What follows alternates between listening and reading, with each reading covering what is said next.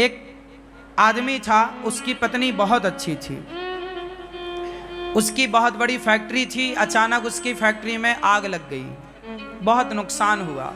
मतलब ये समझो कि वो बर्बाद हो गया। अब सब कुछ खत्म था, घर भी रहने को नहीं था, जो था वो भी गिरवी था। जब फैक्ट्री में आग लगी, सब बर्बाद हुआ, बैंकों की किस्त जा ना पाई, तो बैंक ने उस घर को भी कब्जा कर लिया, ले लिया। दोनों पति पत्नी किराए के घर में आ गए। अच्छा खासा जीवन था, बड़ी लग्जरी जिंदगी थी, पर समय बदलते देर कहाँ लगती है।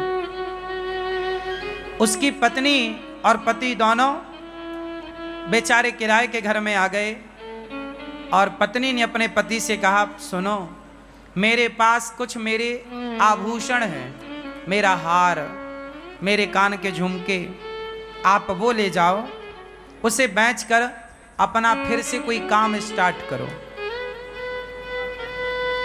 पति ने कहा कि नहीं, मैं तुम्हारे जेवर नहीं बेचना चाहता, पर जिद करी पत्नी ने, नहीं आप काम शुरू करो, फिर खड़े होइए, घबराइए मत। उसकी पत्नी ने उसे मोटिवेट किया, बहुत अच्छा एक पत्नी धर्म निभाया। देखो पत्नियां कितना अच्छा काम कर सकती हैं, अपने पति को मोटिवेट कर सकती हैं, अपने पति को गलत राह से लाकर के सही राह में चला सकती हैं, यदि पत्नी समझदार है तो। एक पत्नी से अच्छा मित्र नहीं हो सकता, याद रखिएगा। पत्नी सबसे अच्छी क्या होती है? पति की मित्र होती है, दोस्त होती है। एक पति से अच्छा दोस्त नहीं हो सकता, एक पत्नी से अच्छा दोस्त नहीं हो सकता, एक पत्नी से अच्छा आपका शुभ चिंतक नहीं हो सकता।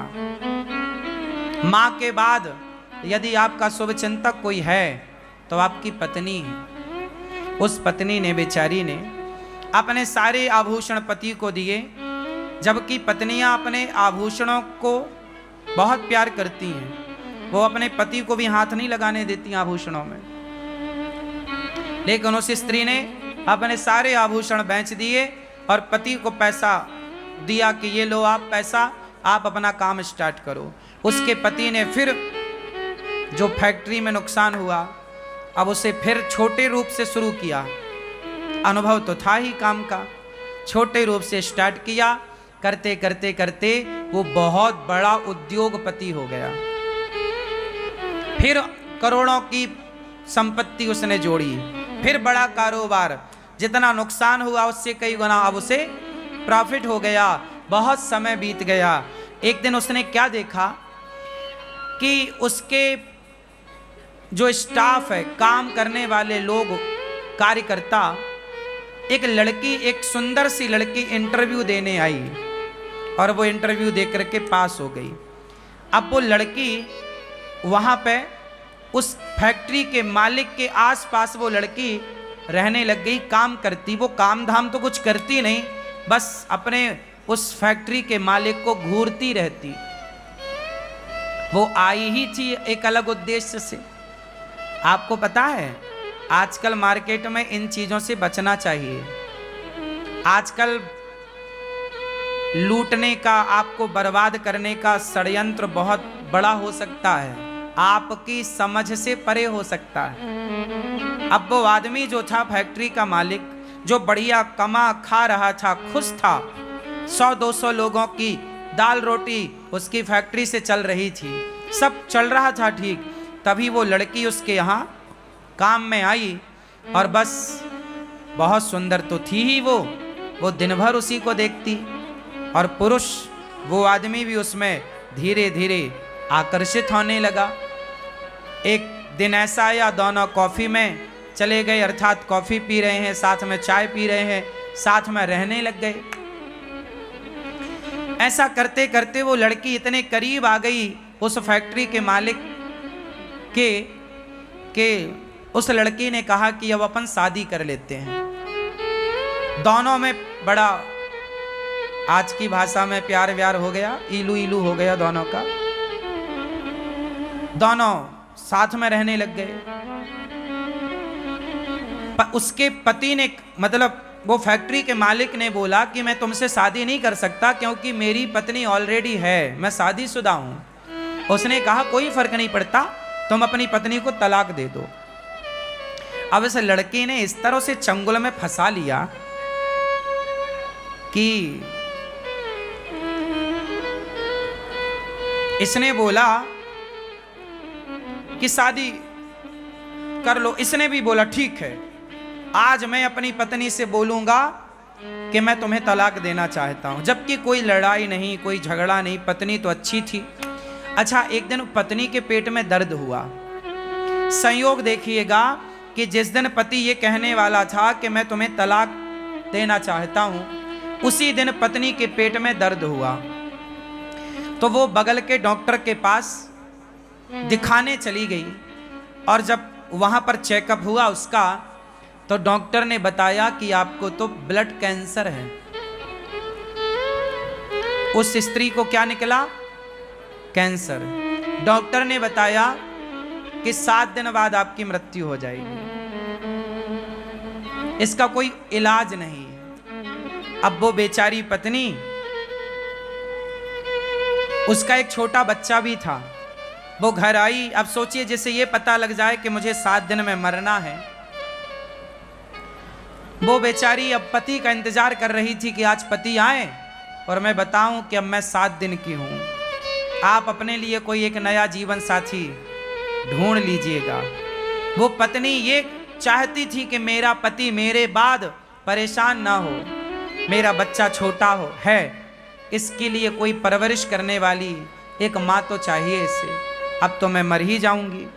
वो बेचारी अपने पति का इंतजार कर रही थी कि तभी पति आया गुस्से में। और चूंकि उस पति को तो उसने पाठ पढ़ा ही रखा था कि तुम्हें आज ये बोलना है कि तलाक देना चाहता हूं।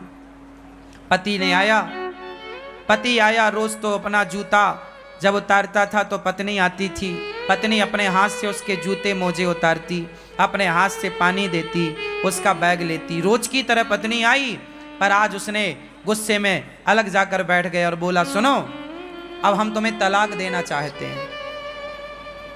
पत्नी कुछ कहना चाहती थी कि मुझे कैंसर है, मैं मरने वाली हूं। तभी पति ने कह दिया कि मैं तुम्हें तलाक देना चाहता हूं।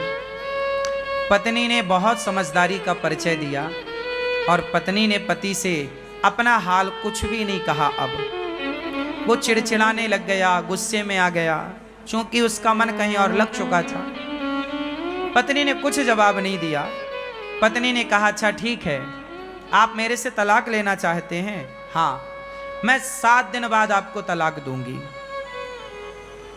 मैं आपको 7 दिन बाद तलाक दूंगी, परंतु आप मुझे इन 7 दिनों में जैसे पहले प्रेम करते थे उसी प्यार से आप मुझे 7 दिन रखेंगे। 7 दिन बाद मैं आपको तलाक दूंगी। पति को लगा ये तो बहुत सस्ता है।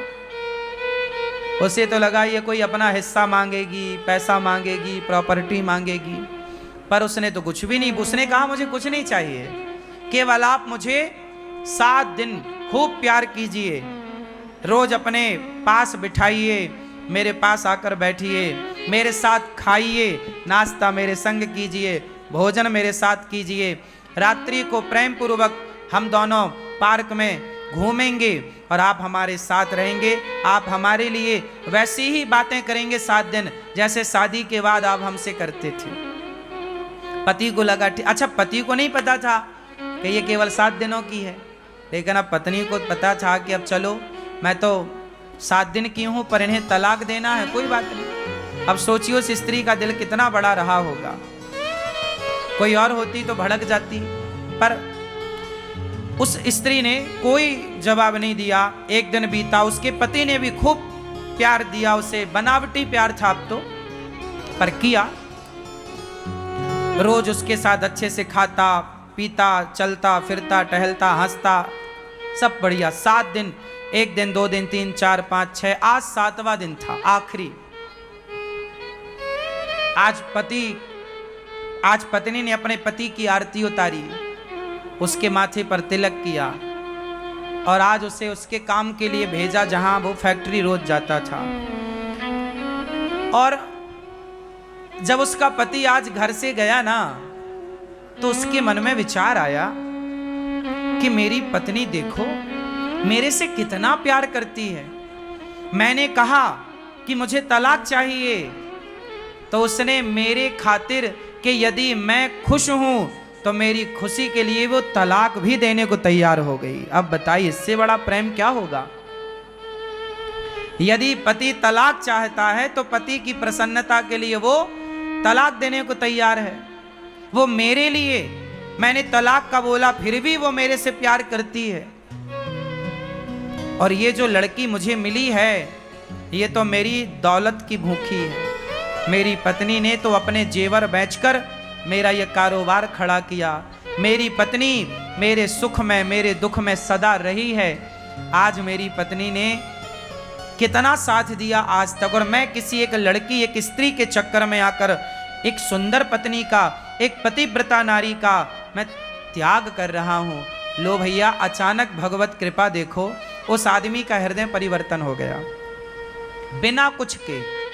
याद रखिएगा, ईश्वर न्याय करते हैं, ईश्वर न्याय करते हैं। उसका हृदय बदल गया और वो आज सारा काम छोड़कर ऑफिस का दिन को ही भागा घर की ओर के मैं अपनी पत्नी से माफी मांगूंगा, सॉरी बोलूंगा कि मैं तो जो तलाक का बोला मैं मजाक कर रहा था। उस लड़की को उसने अपने दफ्तर से हटाया, काम से निकाला। उसके चक्कर में उसने कहा कि मेरी पत्नी के गालों में झुर्रियां पड़ गई हैं। ये लड़की जो मुझे मिली है ये बड़ी सुंदर है। मैं इस सुंदरता के कारण इस पे मर रहा था, जबकि मेरी पत्नी ने मेरा कितना साथ दिया। संसार की चमक दमक सुंदरता पे नहीं लट्टू होना चाहिए। आपकी पत्नी आपकी जीवन संगनी है, उसे छोड़कर पराई स्त्री के बारे में सोचना पाप है। चमड़ी का मोह, चमड़ी से इतना प्यार ना करना, चमड़ी कितने गुलाम ना हो जाना कि आप उस चमड़ी के चक्कर में सारे गलत काम करने लग जाओ। वो आदमी फैक्ट्री का मालिक दौड़ा दौड़ा घर गया। जैसे ही घर पहुंचा तो दरवाजा खोले थे। घर के अंदर प्रवेश किया, आवाज लगाया उसने अपनी पत्नी को, पर पत्नी ने कहीं से कोई रिस्पांस नहीं दिया, कोई आवाज नहीं आई लौटकर। वो सोचा रसोई में होगी, रसोई में पत्नी नहीं, यहां होगी वहां होगी, सारी जगह देखा, उसकी पत्नी थी ही नहीं। तब वो अपनी पत्नी के कमरे में गया ऊपर, और जब कमरे में जाकर देखा तो उसकी पत्नी बिस्तर पर पड़ी हुई थी और बगल में एक कागज था। वो कागज में कुछ लिखा था। वो पत्नी को जगाया, अरे देखो मैं आ गया, भाग्यवान सुनो, मैं तो तुमसे मजाक कर रहा था, मुझे माफ कर दो, सॉरी। वो बहुत बोलता जा रहा, पर पत्नी तो सुनने को तैयार नहीं, वो तो बिस्तर में पड़ी। वो पड़ी क्या थी? वो मर चुकी थी, लेकिन मरने के पहले उसने एक पत्र लिखा था अपने पति के लिए। अब उस कागज में क्या लिखा? अब ये पति उस कागज तक पहुंचा और पढ़ने लगा, और जब पढ़ा तो उसमें पत्नी ने लिखा था, मेरे पति परमेश्वर, मैं भगवान से प्रार्थना करती हूं कि हर जन्म में मुझे आप जैसा पति मिले। मेरे पति परमेश्वर, आप जैसा पति पाकर मैं बहुत खुश हूं। मुझे आपसे और भगवान से कोई शिकायत नहीं है। आपकी खुशी थी, आप मेरे से तलाक चाह रहे थे, मैं चाहती तो आपको तलाक उसी दिन देती, लेकिन जब आप तलाक लेते मेरे से, तो जो हमारा छोटा सा बालक है, बच्चा है, जब वो ये देखता कि मेरे पिताजी मेरी माँ से तलाक लेना चाहते हैं, तो मेरे बच्चे के संस्कार बिगड़ते और मेरा बालक बड़ा होकर वो आपका शत्रु बन जाता कि मेरे पिता ने मेरी माँ को छोड़ा था। तो कहीं मेरे बच्चे के अंदर आपके प्रति कोई शत्रु भाव पैदा ना हो जाए, इसलिए मैंने आपको तलाक नहीं दिया। जिस दिन आपने मुझे तलाक का बोला, उसी दिन मैं डॉक्टर के यहाँ गई थी। उसने मुझे चेकअप करके बताया कि मुझे ब्लड कैंसर था, मैं 7 दिन बाद मरने ही वाली थी। मुझे लगा कोई बात नहीं, आपको भी तलाक चाहिए, तो मैंने सोचा कि 7 दिन बाद तलाक दूंगी, 7 दिन बाद तो मैं सदा के लिए चली जाऊंगी। आपका जिससे मन करे आप विवाह करके अपना घर बसाइएगा, बच्चे के संस्कार ना बिगड़े, इसलिए मैंने आपको कोई जवाब नहीं दिया। क्योंकि हमारे बच्चे जब हमें आपस में लड़ता झगड़ता देखेंगे तो बच्चों के संस्कार बिगड़ते हैं। मैं नहीं चाहती कि मेरे बच्चे के संस्कार बिगड़े। बस अब मैं कैंसर की मरीज थी, 7 दिन पूरे हो गए, मैं जा रही हूं, अब आप अपना घर बसाइएगा, आप खुश रहिएगा, ऐसा लिखकर वो बेचारी सदा सदा के लिए चली गई। अब इसका पति ये पत्र पढ़ करके जो रोना शुरू किया, हे भगवान मेरे से कितनी बड़ी गलती हो गई, मेरी पत्नी मरने की स्थिति में थी और मैं उसका साथ ना दे सका, अच्छा इलाज कराता, अच्छे जगह दिखाता, शायद मेरी पत्नी बच जाती, कोई बढ़िया डॉक्टर को मैं चुनता, शायद बच जाती, लेकिन वो पराई स्त्री के चक्कर में फंसकर अपनी एक सुंदर पतिव्रता नारी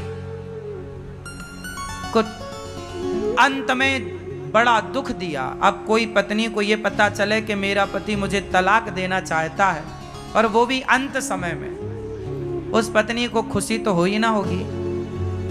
वो बेचारी चल बसी। कहा था उसने बच्चे को आप अच्छे संस्कार दीजिएगा। वो आदमी रोया और सारी जिंदगी के लिए मन में एक प्रश्न खड़ा हो गया कि मैंने ऐसा क्यों किया। उसने अपने आप को कभी माफ नहीं किया, फिर उस आदमी ने विवाह नहीं किया, बच्चे को पढ़ा लिखा कर योग्य बनाया। ये कहानी नहीं है, एक सत्य घटना है, एक सत्य लेख है, वो मैंने कहीं पढ़ा तो मैंने आपको सुनाया। आपकी पत्नी के साथ कभी ऐसा ना हो, आपके साथ कभी ऐसा ना हो। संसार की चमक दमक देखकर अपने परिवार को ना छोड़ना। संसार बहुत अच्छा है, लेकिन आपका परिवार संसार से बहुत अच्छा है। आपका परिवार ही आपका संसार है, आपका परिवार ही आपका संसार है। संसार कितना भी अच्छा हो, आपके परिवार से अच्छा नहीं हो सकता। अरे आपका परिवार है तो संसार है, परिवार नहीं तो संसार नहीं। संसार भी तब अच्छा लगता है जब परिवार अच्छा हो, परिवार अच्छा ना हो तो संसार अच्छा नहीं लगता। तो मैं मानता हूं कि परिवार ही एक संसार है, हाँ या ना? तो पहले अपना परिवार देखिएगा, परिवार की खुशी देखिएगा। पत्नी गोरी हो काली हो, बुढ़ापे में झुर्रियां पड़ी हो या चमड़ी ढीली पड़ी हो, कैसी भी हो, परंतु आपको अपने मन को अब काबू में करके अपनी पत्नी के साथ खुश रहना चाहिए। जिंदगी ढोना नहीं चाहिए। देखो, जिंदगी को बोझ ना बना लो, चलो अब तो तुम्हारे संग रहना ही पड़ेगा ना, ऐसा नहीं। खुशी खुशी रहो, प्रसन्न चित्त से रहो, हंसते हुए रहो, मुस्कुराते हुए रहो। जिंदगी बोझा ना बने, प्यार से। और ये तब होगा जब आप रिश्तों की कीमत समझेंगे। एक बात बताएं, आज एक सच्ची बात बताएं, आजकल ना लोग रिश्तों की कीमत नहीं समझते। यदि रिश्तों की कीमत समझते लोग तो बात बात में पत्नियां या पति तलाक ना देते या लेते, तलाक ही तलाक ना होता ना। आज हमारे देश में 40-50% तलाक हो रहे हैं। शादी होती हैं, तलाक हो जाता है। क्यों? क्योंकि आज रिश्तों की कोई अहमियत नहीं बची, रिश्तों में समर्पण नहीं रहा। आज तो केवल चमड़ी की भूख है साहब। आजकल पत्नियां भी लोग क्यों चाहते हैं? केवल चमड़ी की भूख मिटाने के लिए। शादियां भी आजकल केवल वासनाओं के लिए हो रही हैं। विवाह का असली उद्देश्य लोग भूल चुके हैं। रिश्ते क्या होते हैं, रिश्तों की कीमत क्या, माँ की अहमियत क्या है, पिता की अहमियत क्या है, पिता होना क्यों आवश्यक है, पति होना क्यों जरूरी है, पत्नी की क्या अहमियत है। रिश्तों में एक दूसरे का सम्मान करना होता है, एक दूसरे को रिस्पेक्ट देना होता है, एक दूसरे का आदर करना होता है, एक दूसरे को नीचा दिखाना नहीं होता। हम अपनी पत्नी का सम्मान करते हैं तो पत्नी भी हमारा सम्मान करती है। हम अपनी पत्नी पर विश्वास करते हैं तो पत्नी भी हम पर विश्वास करती है। हम अपनी पत्नी को अच्छे से बात करते हैं तो वो भी हमसे अच्छे से बात करती है। हम अपनी पत्नी से कुछ चाहते नहीं हैं तो वो भी हमसे कुछ नहीं चाहती। रिश्तों में चाह ना हो, हमें आपसे कुछ चाहिए, आपको हमसे कुछ चाहिए, तो ये तो व्यापार हो गया। और रिश्तों में व्यापार थोड़ी चलता है, प्यार हो। क्या हो? एक दूसरे का ख्याल हो। हम आपका ख्याल रखें, आप हमारा ख्याल रखें। सोचिए, रिश्ते इतने महत्वपूर्ण हैं कि भगवान भी आते हैं संसार में तो रिश्तों में रहते हैं। हाँ या ना? भगवान राम आए, भगवान कृष्ण आए तो वो भी रिश्तों में रहे। हाँ या ना? राम की 3 माँ हैं। 3 माँ में एक सौतेली माँ ने बोला कि राम तुम वनवास जाओ, मेरा बेटा राजा बनेगा। तो राम अपने रिश्तों को इस तरह निभाते हैं कि माँ भले सौतेली माँ हो पर है तो माँ। उस सौतेली का भी आदर किया और माँ के कहने से वनवास चल पड़े। कौन बेटा जाएगा सौतेली माँ के कहने से वनवास? ये रिश्तों का सम्मान ही तो किया राम ने। माँ की बात तो मानी। पत्नी ने जिद करी कि मैं आपके साथ वनवास चलूंगी, समझाया कि बहुत कष्ट होगा, जिद करी, पत्नी का साथ नहीं छोड़ा राम ने। जंगल गए तो पत्नी को साथ लेकर गए। पत्नी आपकी जिम्मेदारी है, याद रखिए। जितने पुरुष बैठे हैं ध्यान से सुने, आपकी पत्नी आपकी जिम्मेदारी है। आपकी पत्नी आपके पिता और आपकी माँ की जिम्मेदारी नहीं है, आपकी जिम्मेदारी है। जहां आप रहिए वहां अपनी पत्नी को रखिए और जहां माँ रहे वहां आप रहिए, जहां पिता रहे वहां आप रहिए। पर राम माता पिता को संग नहीं ले जा सकते थे तो नहीं ले गए, पत्नी को ले जा सकते थे, पत्नी को ले गए। राम पत्नी को लेकर गए और पत्नी को एक रावण नाम का दुष्ट व्यक्ति चुरा कर ले गया। तो अपनी पत्नी के लिए राम ने जंगल में एक सेना तैयार कर ली, बिना खंबे का सेतु बना लिया। किसके लिए? बोलो। राम की शत्रुता रावण से नहीं थी। राम रावण को शत्रु नहीं मानते थे। राम ने रावण को इसलिए नहीं मारा कि तुमने मेरी पत्नी का अपहरण कर लिया। राम ने रावण को इसलिए मारा कि रावण भक्तों पर अत्याचार करता था। साथ ही रावण ने वो काम किया जो उसे नहीं करना चाहिए। कौन सा काम? एक स्त्री को उसकी मर्जी के खिलाफ उसके साथ व्यवहार करना यह राम को मंजूर नहीं था। अपनी पत्नी को सम्मान के साथ वापस लाए राम। रावण को मारकर नारी के लिए, अपनी पत्नी के लिए रावण जैसी ताकत से लड़ना पड़ा तो राम जी लड़े हैं। किसके लिए? पत्नी के लिए। राम की 2 जिम्मेदारी थी, एक पत्नी और एक भक्त। भक्त विभीषण को लात मार के निकाला रावण ने, राम ने नाश कर दिया। इसलिए पत्नी का आदर करिए। पत्नी आपकी जिम्मेदारी है, माता पिता हमारी जिम्मेदारी है। एक पुरुष की जिम्मेदारी, लोग कहते हैं स्त्रियों की जिम्मेदारी ज्यादा होती है। माँ का पक्ष, ससुराल पक्ष, हाँ बात सही है, स्त्रियों की जिम्मेदारी ज्यादा है, पर स्त्रियों से भी ज्यादा यदि माने तो पुरुष की जिम्मेदारी है। क्यों? क्योंकि पुरुष स्त्री की एक जिम्मेदारी है पति की सेवा करना, पर पुरुष की जिम्मेदारी है कि पत्नी का भी ख्याल रखना, बच्चों का भी ख्याल रखना और माता पिता का भी ख्याल रखना। पुरुष की जिम्मेदारियां, आजकल का मर्द अपनी जिम्मेदारी समझ कहां रहा है। वो तो केवल अपनी पत्नी को जिम्मेदारी मानता है, माता को नहीं, पिता को नहीं। भाई पुरुष का मतलब ये नहीं है कि आप देखो एक नाव जो है ना, नाव में 2 किनारे होते हैं, हाँ या ना? नाव में कितने किनारे होते हैं?